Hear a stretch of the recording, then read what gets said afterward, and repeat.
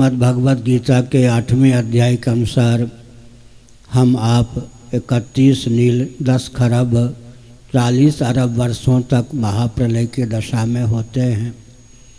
उस समय न पृथ्वी होती है, न पानी होता है, न प्रकाश होता है, न पवन होता है, न आकाश होता है, न अहम होता है, न महत होता है।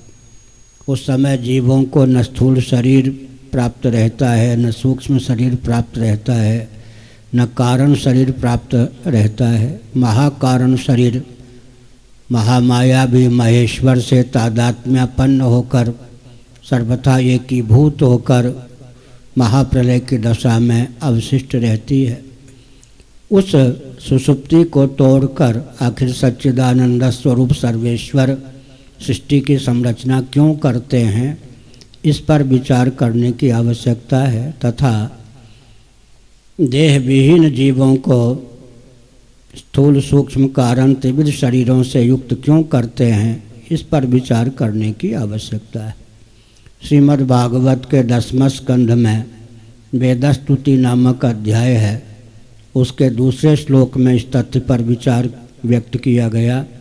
बुद्धिन्द्रिय मनः प्राणान् जनानाम् असजत् प्रभुः मात्रार्थम च भवार्थम च आत्मने कल्पनाय च।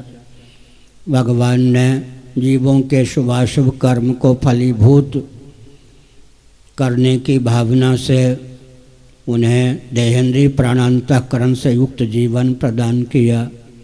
उसके मूल में उनकी भावना यही सन्निहित थी कि महाप्रलय के अव्यवहित पूर्वक क्षण पर्यंत जो जीव कैवल्य मोक्ष को प्राप्त नहीं कर सके, उन्हें कैवल्य मोक्ष की प्राप्ति का पुनः अवसर सुलभ हो। इसका अर्थ क्या होता है?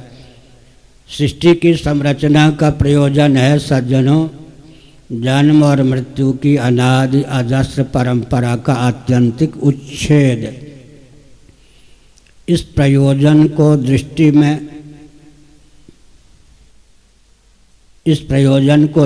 में रखकर जब कोई व्यक्ति अपने जीवन का संचालन करता है, किसी वर्ग या तंत्र का संचालन किया जाता है या पूरे विश्व का संचालन होता है, तब उत्कर्ष की प्राप्ति होती है। आज कठिनाई क्या है? विश्व की संरचना के प्रयोजन का विज्ञान भौतिकवादियों को बिल्कुल नहीं। इसलिए व्यक्ति के जीवन में अपने जीवन को सार्थक करने का कहीं कोई अभियान भी परिलक्षित नहीं होता और विकास के नाम पर जितने प्रकल्प क्रियान्वित होते हैं, उन प्रकल्पों के माध्यम से विनाश का तांडव नृत्य परिलक्षित होता है। मैं वैज्ञानिक धरातल पर कुछ तथ्यों को समय की सीमा में उद्भाषित करूं, यह उचित है। आखिर स्थावर प्राणियों की प्रवृत्ति निवृत्ति का नियामक कौन है, इस पर विचार करें।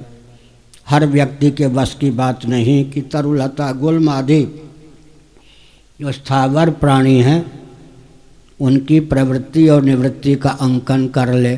समाधिनिष्ठ ऋतंभरा प्रज्ञा प्राप्त मनीषी ही स्थावर प्राणियों की प्रवृत्ति और निवृत्ति का अंकन यथार्थ रूप में कर सकते हैं। चींटी चिड़िए आदि जितने जंगम प्राणी हैं, उनकी प्रवृत्ति निवृत्ति का मूल कारण क्या है, इसका अंकन भी हर व्यक्ति नहीं कर पाते। लेकिन प्रत्येक मनुष्य के पास अपना जीवन तो साथ है, जागृत है, स्वप्न है, सुषुप्ति है। अपने जीवन का अंकन करें, प्रामाणिक रीति से निरीक्षण परीक्षण करें कि हमारी प्रवृत्ति हो या निवृत्ति, उसका आखिर नियामक कौन है। इस पर गंभीरता पूर्वक विचार करेंगे तो तथ्य सिद्ध होगा कि मृत्यु का भय प्राप्त और व्याप्त है। अमृतत्व की भावना जीवन में सन्निहित है। अमीबा सबसे सूक्ष्म जीवाणु, उसको भी छेड़िए तो मौत के चपेट से मुक्त होने का प्रयास करता है। चींटी चिड़िए को भी अगर छेड़ें, वो भी मृत्यु के भय से मुक्त होने का प्रयास करते हैं। इसका अर्थ क्या है? प्रत्येक व्यक्ति प्राणी मृत्यु के भय से मुक्त होकर अमृतत्व चाहता है, मृत्युंजय पद चाहता है, ऐसा जीवन जहाँ मौत की छाया भी न पहुँच सके। तो प्राणियों की प्रवृत्ति हो या निवृत्ति, उसके मूल में पहला हेतु क्या है? मृत्यु का भय, अमृतत्व की भावना। ऐसा मृत्युंजय पद, स्वयं मृत्युंजय होकर अवशिष्ट रहना चाहता है जीव, जहाँ मृत्यु की छाया भी न पहुँच सके। दूसरी बात, प्राणियों की प्रवृत्ति या निवृत्ति का दूसरा नियामक कौन है? ये सब विद्यालय की क्या उपयोगिता? मूर्खता का भय, जड़ता का भय, अज्ञता का भय और अखंड विज्ञान की भावना, यही ना शिक्षण संस्थान आखिर क्यों? एक छोटा सा बच्चा जो काकली या तोतली वाणी में बोलता है, कौवा काक को उड़ता हुआ देखकर कहता है यह कौन? बच्चे का स्वभाव होता है ना, कोई नया व्यक्ति आया, यह कौन, यह कौन? इसका मतलब वो भी अज्ञान को दूर करना चाहता है, जड़ता से विनिर्मुक्ति चाहता है, अज्ञता से पिंड छुड़ाना चाहता है, मूर्खता के चपेट से स्वयं को मुक्त करना चाहता है, अखंड विज्ञान चिद्रूप होकर शेष रहना चाहता है। इसी प्रकार अगर हम अपनी प्रवृत्ति या निवृत्ति का अंकन करें तो दैहिक, दैविक, भौतिक त्रिविध तापों का भय है और अखंड आनंद की भावना है। इसका अर्थ क्या हुआ? मृत्यु, मूर्खता और दुख के चपेट से हम विनिर्मुक्त होना चाहते हैं, स्वयं सदरूप, चिद्रूप, आनंद स्वरूप होकर अवशिष्ट रहना चाहते हैं। इसका अर्थ हुआ कि हमारी चाह का वास्तविक विषय सच्चिदानंद तत्व है। सीधी बात है। इसमें कोई हिंदू अहिंदू, स्त्री पुरुष, जड़ चेतन की विभाजक रेखा नहीं है। यह सनातन सार्वभौम सिद्धांत है। अब थोड़ा विचार करें, आखिर मृत्यु का भय क्यों प्राप्त है, जबकि मरना जीव का स्वभाव नहीं है? भाषा समझ में आती होगी। मृत्यु का भय प्राप्त है या मृत्यु भी प्राप्त है, इस पर थोड़ा विचार कीजिए। अनादिकाल से अब तक कभी किसी कारण से सचमुच में हमारा आपका नाश हो गया होता तो वर्तमान में हम अपनी विद्यमानता की अनुभूति कैसे करते? अहम अस्मि, मैं हूँ।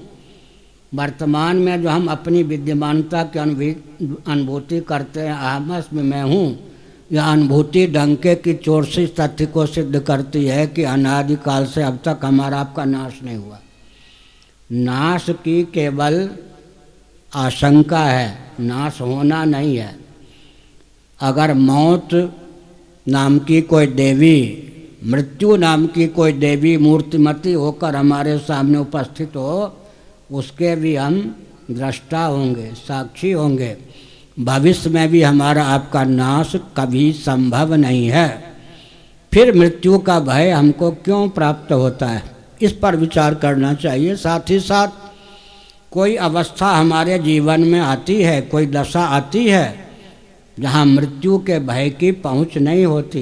मैंने पहले ही संकेत कर दिया, जब तक गाढ़ी नींद की दशा में हम आप होते हैं तब तक हमको मृत्यु का भय नहीं प्राप्त होता। कारण क्या है? मृत्युग्रस्त शरीर और संसार को लेकर अहंता ममता का उदय गाढ़ी नींद में नहीं होता। मृत्यु से अतिक्रांत जीवन की हमको भगवत कृपा से सुषुप्ति में समुपलब्धि होती है। इसी प्रकार हमने बताया, मूर्खता, अध्यास, मोह के चपेट से विनिर्मुक्त होकर हम गाढ़ी नींद में होते हैं। और यह सार्वभौम सिद्धांत है कि गाढ़ी नींद में किसी भी जीव को किसी प्रकार का ताप, किसी प्रकार की वेदना या किसी प्रकार का दुख नहीं प्राप्त होता। आस्तिक, नास्तिक, वैदिक, अवैदिक उभय सम्मत सिद्धांत है। गाढ़ी नींद में, स्वप्न में नहीं, गाढ़ी नींद में, सुषुप्ति में किसी भी जीव को दैहिक, दैविक, भौतिक त्रिविध तापों में किसी ताप की प्राप्ति या व्याप्ति नहीं होती। और वेदांत का क्या सिद्धांत है सज्जनों?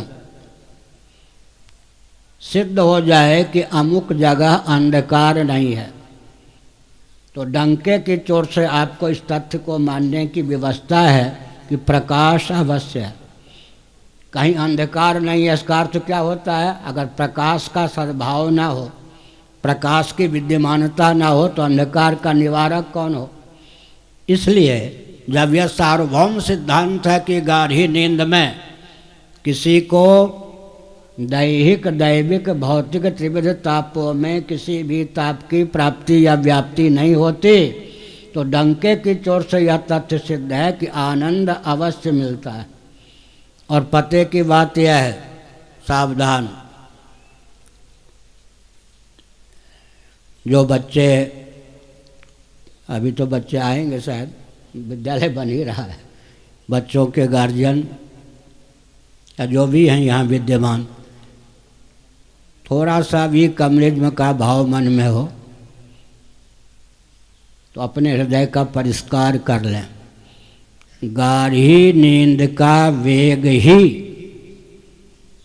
कम्युनिज्म पर, भौतिकवाद पर, देहात्मवाद पर पानी फेर देता है। भौतिकवाद क्या है? चेतना विशिष्ट शरीर आत्मा है, यही ना देहात्मवाद इसको कहते हैं। अगर सचमुच में शरीर, चेतना विशिष्ट शरीर आत्मा हो तो इसको भुलाकर गाढ़ी नींद प्राप्त करने की भावना क्यों? गाढ़ी नींद का वेग ही कम्युनिज्म पर पानी फेर देता है। अगर सचमुच में चेतना विशिष्ट शरीर ही आत्मा हो तो व्यक्ति उस आत्मा को, चेतना विशिष्ट शरीर को भुलाकर गाढ़ी नींद क्यों चाहे? दूसरी बात और है, अगर विषयजन्य आनंद, अनुकूल रबड़ी, कचौरी, मालपुआ, शक, चंदन, वनिता आदि के सेवन परिरंभन से प्राप्त आनंद ही आनंद हो, तो जिसके जीवन में वेदना नहीं है, ताप नहीं है, आनंद ही आनंद है, वह व्यक्ति विषयजन्य प्रचुर आनंद को भी भुलाकर गाढ़ी नींद क्यों चाहता है? यही तो भौतिकवाद है। विषयजन्य आनंद ही आनंद है, चेतना विशिष्ट शरीर ही आत्मा है। यह जो दो प्रकार की मान्यता है, इसी का नाम क्या है? भौतिकवाद। इसी का नाम है कम्युनिज्म। लेकिन गाढ़ी नींद का वेग शरीर को भुलाकर, विषयजन्य आनंद को भी भुलाकर सोने के लिए हमको बाध्य करता है। तो हमने संकेत किया सज्जनों, भौतिकवाद पर, कम्युनिज्म पर तो गाढ़ी नींद का वेग ही पानी फेर देता है। उस गाढ़ी नींद में जो हमको उपलब्धि होती है वो क्या है? भगवान सच्चिदानंद स्वरूप हैं। जीव उनके अत्यंत सन्निकट पहुंच जाता है उनकी कृपा से गाढ़ी नींद में। अग्नि क्या है? दाह और प्रकाश से युक्त है। आप दाह और प्रकाश से युक्त अग्नि को प्रज्वलित कीजिए, आग के पास बैठ जाइए, अग्नि का सेवन कीजिए या आग को तापिए, क्या होगा? प्रकाश की महिमा से अंधकार में भटकने से बच जाएंगे, और दाह की उष्णता या गर्मी की महिमा से सर्दी के चपेट से मुक्त हो जाएंगे। देय सद्य फल प्रकट प्रभाव। इसी प्रकार से आपको अभीष्ट भोजन प्राप्त हुआ, भोजन करना प्रारंभ कीजिए। प्रतिग्रास में क्या होगा? भूख की निवृत्ति होगी, पुष्टि बल की प्राप्ति होगी, तृप्ति की प्राप्ति होगी। भोजन के ये तीनों फल युगपत एक कालावच्छेदन प्राप्त होंगे। इसी प्रकार गाढ़ी नींद में भगवान के अत्यंत सन्निकट जीव पहुंच जाता है। यही कारण है कि जीव में वह चमत्कृति आ जाती है, उस तक किसी द्वंद्व की पहुंच नहीं होती, किसी वेदना की पहुंच नहीं होती, कामक क्रोध लोभादि मनोविकारों की पहुंच नहीं होती। लेकिन वह गाढ़ी नींद भी चरम पुरुषार्थ नहीं है। अंत में अज्ञान जो कि प्रतिबंधक है, जिसके कारण हमारा जन्म का पर्यवसान मृत्यु और मृत्यु का पर्यवसान जन्म होता है, उस अज्ञान का अत्यंत निवारण मानव जीवन का लक्ष्य है। इस पर हम संकेत करते हैं सज्जनों। उदाहरण लीजिए, पुष्पों से बनी हुई माला। इस माला को हाथ में लेकर बल वेग पूर्वक ऊपर उछालिए, अंत में क्या होगा? बल और वेग के निरस्त होने पर माला पृथ्वी की ओर आकृष्ट होकर पृथ्वी से एकीभूत हो जाएगी। कोई वृक्ष में, लता में फल लगा है, पुष्प लगा है, वो समय पर टूटता है, आखिर वह पुष्प, वह फल पृथ्वी की ओर ही क्यों आकृष्ट होता है? क्योंकि पृथ्वी गंधवती है, गंध नामक गुण से युक्त है, और वह पुष्प या फल क्या है? पार्थिव है, पृथ्वी का कार्य है। प्रत्येक अंश स्वभावतः अपने अंशी की ओर आकृष्ट होता है। इसी प्रकार से 25वीं मंजिल पर यांत्रिक विधा का आलंबन लेकर जल पहुँचाइए। जल से परिपूर्ण टोटी को वहाँ खोलेंगे तो जल की धारा नीचे की ओर आप्लावित होगी, क्योंकि उसका उद्गम स्थान महोदय जी नीचे है। प्रत्येक अंश स्वभावतः अपने अंशी की ओर आकृष्ट होता है। दीप आपने प्रज्वलित किया, दीप की शिखा ऊपर की ओर उठी, क्यों? वो अंश है। अंशी कौन है? नभोमंडल में विद्यमान आदित्य या सूर्य। प्रत्येक अंश स्वभावतः अपने अंशी की ओर आकृष्ट होता है। तो हम आप भी अंश सरीखे हैं। अभी कोई बालक पढ़ रहे थे ना, गीता के 15वें अध्याय के कुछ श्लोक, उसका अंग्रेजी में अनुवाद भी अपने ढंग से जो उनको तैयार था कर रहे थे। 15वें अध्याय में भगवान का क्या वचन है? ममई वामसो जीवलोके जीवभूता सनातनः। तुलसीदास जी ने अनुवाद किया, ईश्वर अंश जीव अविनाशी। तो हम आप भगवान के अंश सरीखे हैं, अतः हमारे आकर्षण के विषय भगवान ही हो सकते हैं, अन्य कोई नहीं। और यह जो शरीर और संसार है, प्रामाणिक रीति से कोई भी आस्तिक हो या नास्तिक निरीक्षण परीक्षण करेगा, इसका तात्विक स्वरूप क्या सिद्ध होगा? अनित्य है या नहीं?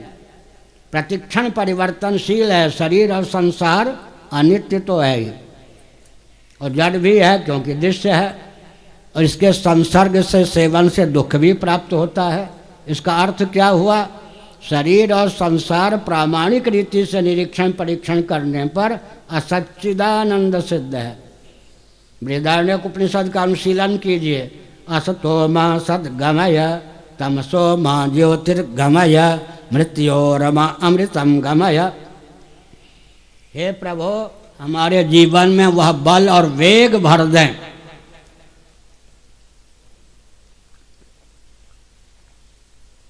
हे प्रभु, मेरे जीवन में वह बल और वेग भर दीजिए। जो कुछ असत है, अनित्य है, परिवर्तनशील है, उससे पिंड छुड़ाकर नित्य सदरूप होकर शेष रह सकूं। मेरे जीवन में वह बल और वेग भर दीजिए। जो कुछ अचित है, जड़ है, उससे पिंड छुड़ाकर चिद्रूप होकर, अखंड विज्ञान स्वरूप होकर शेष रह सकूं। हे प्रभु, मेरे जीवन में वह बल और वेग भर दीजिए। जो कुछ दुखप्रद है, उससे पिंड छुड़ाकर अखंड आनंद स्वरूप होकर अवशिष्ट रह सकूं। इसका अर्थ यह है, मृत्यु, मूर्खता और दुख के चपेट से सदा के लिए मुक्त होकर, सच्चिदानंद मात्र होकर हम आप शेष रहना चाहते हैं। इस लक्ष्य को सामने रखकर जो विद्यालय का संचालन होता है, शिक्षण संस्थान का संचालन होता है, उसमें क्षमता होती है कि शिक्षक अपनी विद्या के द्वारा विद्यार्थी को इतना प्रबुद्ध बना देते हैं कि अपने जीवन का वास्तविक लक्ष्य वह पहचान सके और उस लक्ष्य की पूर्ति के लिए चेष्टा या प्रयास कर सके। आजकल विकास के नाम पर, मुझे कहने में संकोच नहीं है, विकास के नाम पर शिक्षण संस्थानों में दिशाहीनता की पराकाष्ठा है। पूरे विश्व में कृषि, भोजन, जल संसाधन, वस्त्र, आवास, शिक्षा, स्वास्थ्य, यातायात, उत्सव, त्योहार, रक्षा, सेवा, न्याय, विवाह आदि के जितने प्रकल्प हैं, वो शरीर को आत्मा मान करके, इसलिए पूरा विश्व दिशाहीन है। ऐसी स्थिति में जो वेद सम्मत विज्ञान है, उसको महत्व देने पर पूरे विश्व का सचमुच में उत्कर्ष हो सकता है और व्यक्ति के जीवन का उत्कर्ष हो सकता है। कहा ना, मातृदेवो भव, पितृदेवो भव, आचार्य देवो भव। यह कहाँ का वचन है? तैत्रीय उपनिषद का दीक्षांत भाषण है कुलपति का। एक स्नातक जब विद्या प्राप्त करके घर जाने को होता है तब आचार्य क्या उपदेश देते हैं उसका वर्णन है। मातृदेवो भव, पितृदेवो भव, आचार्य देवो भव। तो हमने सज्जनों संकेत किया भाषा आप अंग्रेजी को अपनाइए, लेकिन थोड़ा यह भी ध्यान रखिए कल उड़िया, हिंदी और संस्कृत सिखाने के लिए अंग्रेज न आ जाएं आपके पास। हमको लगा ऐसा ही रहा है, क्योंकि वो लोग जिस ढंग से हिंदी को अपना रहे हैं, संस्कृत को अपना रहे हैं, और हम जिस ढंग से कुतूहलवश अपनी मातृभाषा को, राष्ट्रभाषा को और सब भाषाओं की जननी संस्कृत को त्याग रहे हैं, ऐसा लगता है कि कल संस्कृत और हिंदी का ज्ञान भी अंग्रेज़ों से आपके बेटे पोते को कहीं सीखना न पड़े। इसलिए अपनी दिव्यता की रक्षा करते हुए एक कला के रूप में एक भाषा का भी विज्ञान प्राप्त कीजिए, उसका विरोध नहीं है। लेकिन केवल अंग्रेजी के व्यामोह में पढ़कर अगर हम वैदिक विज्ञान से स्वयं को सुदूर करते हैं तो लाभ तो होगा या नहीं होगा हम नहीं कह सकते, हानि बहुत होगी और हो रही है। इसलिए हमने संकेत किया इस संस्थान को हम चाहते हैं कि सुव्यवस्थित ढंग से यहाँ के संचालक महोदय ले जाएं, जो भी हों संचालक आप जैसे जो भी हों। इसके पीछे कारण क्या है सज्जनों, बुरा न माने, America, Britain, Germany, Japan, France को पता है आधुनिक विज्ञान 500 वर्ष में जहाँ पहुँचा सकता है विश्व को, अपना उत्कर्ष दिखा सकता है विज्ञान, उससे भी अत्यंत उत्कर्ष का विज्ञान आज भी सनातनियों के मस्तिष्क में सन्निहित है। बल्कि मुझे कहने में संकोच नहीं है, वेद विहीन विज्ञान के कारण पूरा विश्व दिशाहीन हो चुका है। आजकल के अर्थशास्त्रियों को अर्थ की परिभाषा नहीं मालूम, बिल्कुल नहीं मालूम है।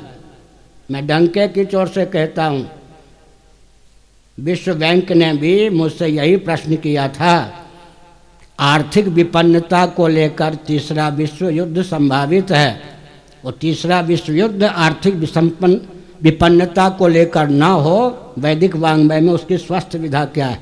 महाभारत आदि में लिखा है दरिद्रता के जितने स्रोत वहाँ पर बताए गए महाभारत आदि में, मुझे कष्ट होता है कि पूरा विश्व उन्हीं को समृद्धि का स्रोत मान रहा है। फिर से सुनिए, महाभारत आदि में दरिद्रता के जितने स्रोत बताए गए, आयाम बताए गए, आज पूरा विश्व उन्हीं को समृद्धि का स्रोत मान रहा है। इसलिए रामलीला मैदान दिल्ली में जब बुश महोदय अमेरिका के राष्ट्रपति थे, मैंने कहा था अमेरिका सावधान हो, आर्थिक विपन्नता का ग्रास होने वाला हो गया।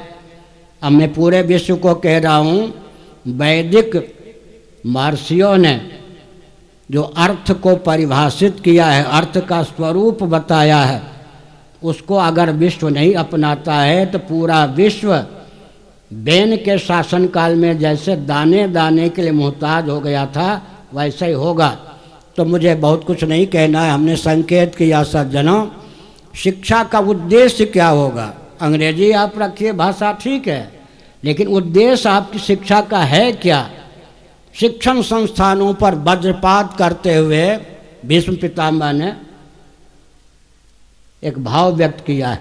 हमारे प्रफुल्ल रथ जी साहब चले गए, प्रफुल्ल रथ जी ने कुछ हमारे भावों को व्यक्त किया। भीष्म जी ने युधिष्ठिर जी को बताया शिक्षण संस्थानों पर वज्रपात, शिक्षण संस्थानों को दिशाहीन होने से बचाने का सूत्र महाभारत में है, उसको ध्यानपूर्वक सुनिए। और जो आपके गीता इत्यादि के अध्यापक हों, हमारे ग्रंथों में वह श्लोक स्थल सहित अर्थ सहित दिया हुआ है, उसके आधार पर शिक्षण संस्थान चलाने का प्रयास कीजिए। भीष्म जी ने क्या कहा, आजीविषवो विद्याम, अच्छा आ गए, आजीविषवो विद्याम यशः कामौ समन्ततः ते सर्वे नृपपापिष्ठा धर्मस्य परिपंथिनः।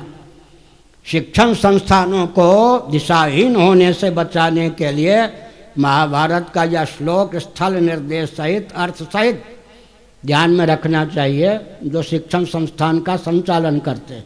हिंदी में इसका अर्थ होता है जो अपनी विद्या और कला का पूर्ण रूप से समग्रतः 100% उपयोग और विनियोग केवल धन मान या अर्थ काम के लिए करते हैं। नृप हे युधिष्ठिर ते सर्वे पापिष्ठा, वे सब अव्वल दर्जे के 1 नंबर के पापी हैं, सुपरलेटिव डिग्री। ते सर्वे नृप पापिष्ठा धर्मस्य परिपंथिनः, और धर्मद्रोही हैं। इस दृष्टि से विचार करने पर तो विश्व के 2-4 शिक्षण संस्थानों को छोड़ सकते हैं, पूरे शिक्षण संस्थान धर्मद्रोह के केंद्र हो गए या नहीं। इसलिए इस श्लोक को सामने रखिए। आज जीविषवो विद्याम यशः कामौ समन्ततः ते सर्वे निपपापिष्ठा धर्मस्य परिपंथिनः। प्रश्न क्या उठता है? हम अपनी विद्या का कला का 32 प्रकार की विद्या होती है। शुक्र नीति का अध्ययन कीजिए। विद्याओं के